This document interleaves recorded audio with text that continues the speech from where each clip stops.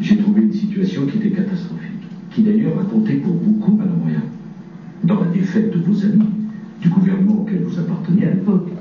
Si en 2002, les Français ont changé, n'ont même pas qualifié le Premier ministre que vous souteniez pour le deuxième tour, il y avait bien une raison. Cette raison, chacun l'a observée. C'est parce que les violences et la délinquance avaient explosé. Et c'est dans ces conditions que j'ai été nommé ministre de l'Intérieur. Bon, tout n'a pas été réussi. Et il y a un point que je voudrais d'ailleurs vous dire que je suis d'accord. 10 pays en Europe qui ont le vraiment fort. 10. 5 vraiment très forts. Je pense au Danemark, à la Suède, à l'Irlande, au Royaume-Uni, dans une certaine façon l'Espagne. C'est quoi détendu maintenant, après le débat. Donc le cas cigarette et la... Bon alors il est plus de 11h30 là, minuit moins 20. Donc le débat vient de se terminer. Alors comment vous l'avez vécu? Alors déjà les journalistes ont paru un peu dépassés, mais bon, ça nous a permis de faire déraper le débat et de prendre du plaisir une demi-heure de plus. Et alors moi, quand je vois Sarkozy, je suppose que c'est la même chose pour tout le monde, je ne peux pas m'empêcher de penser aux États-Unis, et les États-Unis, donc au sens large, les Américains qui sont des gens très respectables, mais à travers ça, de penser à Bush. Quand je vois Sarkozy, je pense à Bush. Et quand je pense à Bush, je pense aux armes à feu. Et tout ça pour dire que ce soir on a assisté à l'affrontement de 2 calibres. Et quel calibre? On avait d'un côté une 22 long rifle et de l'autre côté on avait un pistolet à eau. Et volontairement je dis une 22 long rifle parce que une c'est féminin et un pistolet à eau parce que un c'est masculin. Donc je vous laisse remettre tout ça dans l'ordre pour vous donner une idée un peu du niveau des personnages qui se faisaient face. Donc évidemment Ségolène Royal, elle était royale, hein, si on peut dire. Alors moi j'ai trouvé ça un débat de très très très grande qualité de la part de Ségolène Royal. Sarkozy qui roulait un peu des mécaniques, mais bon, qui s'est pris quand même un peu les pieds dans le tapis. Et au sujet de Sarkozy donc, et des gens de droite, pour en revenir à ce que je disais tout à l'heure avant le débat, je lance un appel solennel là. Donc s'il y a des chercheurs qui regardent, qui sont en train de me regarder et d'écouter ce que je suis en train de dire, je lance donc un appel solennel à tous les chercheurs pour faire la recherche sur ce syndrome qu'il y a chez les gens de droite, qui est le syndrome des 35 heures. Parce qu'il en a remis encore plusieurs couches. Et pourquoi ces gens-là, je ne sais pas si c'est génétique, peut-être, parce que chez eux aussi la génétique a l'air très très important, on a ce chiffre 35 qui revient sans arrêt. Alors, ils sont peut-être, comment dire, mais je ne trouve pas le mot là. Obsédés par le... Alors, c'est obsessionnel ou non? C'est plus... non, quand ils sont possédés, voilà. Ils sont peut-être possédés, non pas par le démon, mais par ce chiffre 35. Alors, j'imagine un homme de droite qui va chez le médecin qui lui demande de dire 33. Ça doit être une angoisse parce que le seul chiffre qu'il connaît c'est 35. S'il vous plaît, s'il y a des chercheurs, des médecins, des psychologues, des psychiatres, essayez de nous expliquer quel est ce phénomène qui émerge et qui a émergé depuis qu'ils sont au pouvoir et qui s'appelle le chiffre 35. Voilà ce que j'avais à dire moi de la soirée. Donc sur les 35 heures, elle a bien défendu le concept en fait. Alors en plus les 35 heures, moi qui travaille dans une PME, je peux en parler, on ne va pas refaire le débat. Effectivement, pour les petites entreprises, les PME, ça a été quand même dur à appliquer, et c'est vrai que ça a coûté cher, mais ça s'est mis en place et ça fonctionne très très bien à ce jour maintenant, depuis quelques années que ça s'est mis en place. Et ce qu'elle a dit, moi j'ai trouvé ça très intéressant parce qu'effectivement, comme ça s'est pas très très bien mis en place au niveau des PME. Effectivement, elle propose de voir ça et d'améliorer le système.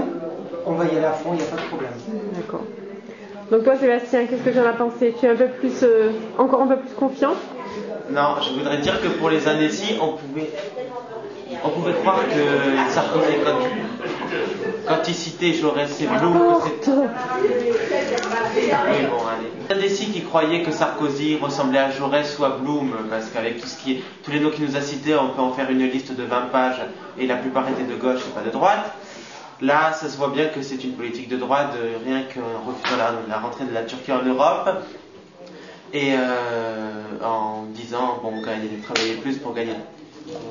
Ouais. pour gagner plus. Et donc en ne pas remplaçant par exemple un fonctionnaire sur 2, ça veut dire que au lieu d'avoir peut-être un prof ou 2 par an, on en aura 5 ou 6. D'accord. Donc vous pensez que là, ça a été, qu'elle va bien s'en tirer, enfin qu'elle a fait le maximum? Maximum, je pense pas.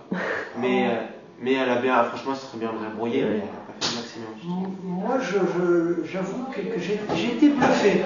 J'ai pas voté pour Ségolène Royal dans le référendum interne qu'on a eu, mais c'est vrai qu'ensuite, en bon socialiste que je suis, je me suis rangé tout de suite derrière elle, et c'est vrai que à partir de là, donc moi j'ai fait campagne, j'ai suivi et j'ai écouté avec attention tout ce qu'elle a dit, et je l'ai surtout beaucoup observé, et je l'ai senti monter en puissance petit à petit, jusqu'à arriver ce soir où littéralement je suis resté, alors pas comme un amoureux transi, mais presque. Alors c'est de la passion, moi. C'est vrai que ce que je peux dire en tant que socialiste, c'est pas comment dire, c'est pas impartial, mais moi j'ai ce sentiment ce soir là. Alors je sais pas si effectivement un débat ça permet de basculer ou pas. Bon, on a dit beaucoup de choses sur les débats précédents qui ont eu lieu.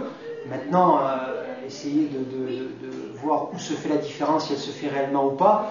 Mais il y a une montée en puissance, et là, ce soir, elle a littéralement explosé. Mais en fait, elle n'a pas explosé, elle n'a fait que confirmer ce qu'elle est vraiment. C'est une femme pugnace, une femme qui a de la suite dans les idées, une femme qui a un très très bon programme, et surtout qui expose ses idées d'une façon très très claire, et d'une façon surtout, parce qu'il ne suffit pas d'exposer ça clairement, si on sait parler, on peut raconter n'importe quoi et faire avaler n'importe quoi, alors que là, non seulement c'est exprimé clairement, mais en plus c'est cohérent, et ça va être bénéfique pour la France, et surtout, pour moi, qui suis donc un quadragénaire, mais aux personnes âgées pour qui elle s'est engagée fermement, aux handicapés, ou alors là, vraiment, elle a été sensationnelle et formidable pour ces gens-là, effectivement, pour ces parents qui ont beaucoup de difficultés, mais surtout, pour tous ces enfants, tous ces jeunes qui sont notre avenir à nous, et en qui elle croit fortement, dont elle veut encourager l'éducation, et plus que tout, la culture. Je vais ajouter aussi un mot sur la recherche, parce que la personne qui est en train de m'interviewer est dans ce domaine-là, et c'est vrai que la recherche, la culture et la jeunesse, c'est vraiment ce qui permet à un pays d'être au-dessus du lot. D'accord. Donc on a vu en fait ce soir que Ségolène Royal, elle n'était pas incompétente finalement, et qu'elle ne s'est pas fait manger tout cru, comme on nous l'avait dit. Ah non, elle a plutôt mangé le nabot tout cru. Non seulement, effectivement, on a pu constater qu'elle n'était pas incompétente, mais j'ai cru entendre, mais si certains en doutent, ils regarderont peut-être à nouveau ce qu'ils auront enregistré ce soir, que Sarkozy a dit qu'elle était compétente ou très compétente. Je ne sais plus quel est le terme exact qu'il a utilisé, donc si Sarkozy le dit, effectivement, c'est qu'elle l'est réellement. Bon, alors bon espoir pour dimanche. Oui. Comme depuis le début de la campagne, mais effectivement, là, les petits doutes qu'on pouvait avoir qui sont évaporés. Qui sont des doutes légitimes quand même, parce que, enfin, légitimes, tant qu'on n'a pas franchi l'arrivée. Même si, attends, mais même si elle n'a pas gagné les élections, je pense quand même qu'il y a une satisfaction personnelle, parce qu'une femme, quand même, au deuxième tour d'élection présidentielle, ça s'est jamais vu en France. Donc, voilà. Et donc, elle aura fait, en tout cas, non seulement très bonne figure, mais ce qu'il fallait pour quoi. Voilà, déjà, elle a rajeuni l'image de la gauche, elle a changé aux yeux des gens qui pensaient encore à cette gauche ringarde, mais qui se sont arrêtés à la gauche des années 70-80, qui n'est plus la même. Les gens se sont vraiment aperçus qu'on est un parti moderne, un parti qui va de l'avant, un parti qui a beaucoup d'imagination, et surtout un parti qui est une véritable force de proposition, comme jamais il l'a été